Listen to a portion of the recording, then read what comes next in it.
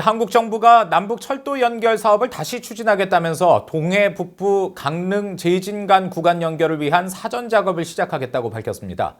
최근 유엔 전문가 패널 보고서로 북한의 심각한 제재 회피 상황들이 드러난 가운데 남북 철도 연결 사업이 대북 제재 위반이 될 수 있다는 지적이 나옵니다. 서울에서 한상미 기자가 취재했습니다.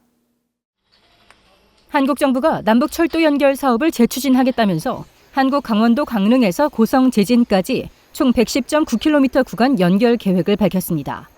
단선 전철 형태로 공사 기간 7년에 약 2조 3천억 원이 소요될 것으로 추정됐습니다. 한국통일부는 23일 남북교류협력추진협의회를 열고 이 사업을 남북교류협력 사업으로 인정하는 문제를 논의하면서 예비 타당성 조사 면제 등 조기 착공 여건을 마련할 계획이라고 밝혔습니다. 한국 정부는 동해선 한국 측 구간을 먼저 연결하면서 북한의 호응을 유도해 나가겠다는 계획인 것으로 알려졌습니다. 남북 정상은 지난 2018년 4.27 판문점 선언을 통해 경의선과 동해선 철도 연결에 합의하고 북한 측 개성 판문역에서 착공식을 열었지만 비핵화 협상 중단 이후 사업은 진전되지 못했습니다. 착공식을 먼저 한번 해보고 그 다음에 이제 조금씩 이렇게 확장하는 방향인데 지금은 일단 이벤트를 하면 남북 관계가 뭔가 좀 발전되는 그런 이미지를 이렇게 줄 수 있는 부분이 있는 거잖아요.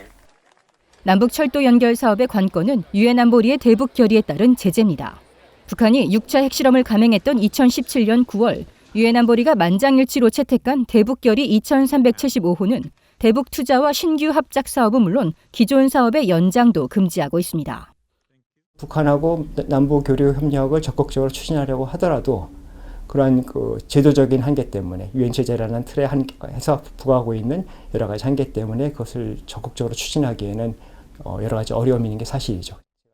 남북 철도 사업이 제대로 진척되려면 유엔 제재위원회의 제재 면제 승인을 받아야 하지만 최근 공개된 안보리 대북제재위원회 보고서처럼 북한의 제재 회피, 제재 위반 행위가 심각한 상황에서 제재 면제 승인은 어렵다는 분석입니다.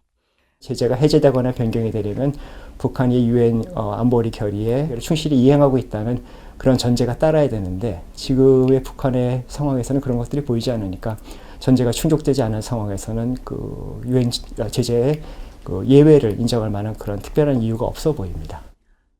더군다나 북한이 비핵화 협상에 복귀하지 않고 있는 상황에서 북한이 요구하는 제재 완화를 국제사회가 들어줄 가능성은 매우 낮다고 전문가들은 전망했습니다. 따라서 남북철도 연결 사업에 당장 북한의 호응을 기대하는 건 성급한 판단일 수 있다고 말했습니다. 서울에서 VOA 뉴스 한상미입니다.